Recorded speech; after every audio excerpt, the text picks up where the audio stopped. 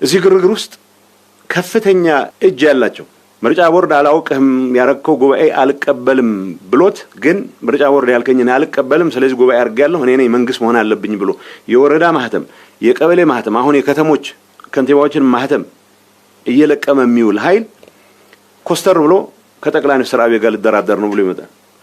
አንዳንዴ ለራሴም ግራ ይገባኛል። ትንሽ ማፈር የሚቻልበት ሁኔታ ቢፈጠር ይሄንን የማፈር ግዴታ ጠቅላይ ሚኒስትሩም ቢሆን በደንብ ፈር ቢያስይዙት ጥሩ ነው የሚል እምነት አለኝ።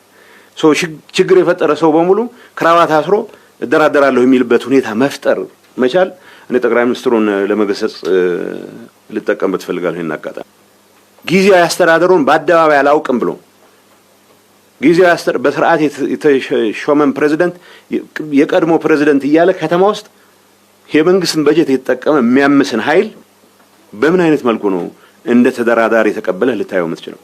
ሀፍረት የሚባል ነገር የማይታወቅበት ሁኔታ ላይ ደርሰናል። እኔ አሁን ማንም ሰው ሊደራደር ይችላል። ማንም ሰው ፕሬዝዳንት ሆኖ ሊያገለግል ይችላል። ጊዜያዊ አስተዳደሩ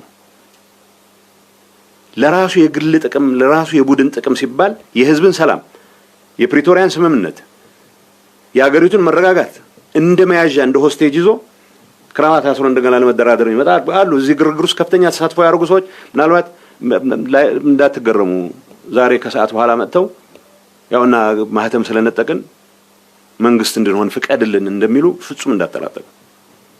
እንደዚህ አይነቱን ነውራም ተግባር ማስተናገድ አለማስተናገድ መጀመርም የፌደራል ጣልቃ ገብነት አንዱ መገለጫ ይሆናል የሚል እምነት አለኝ።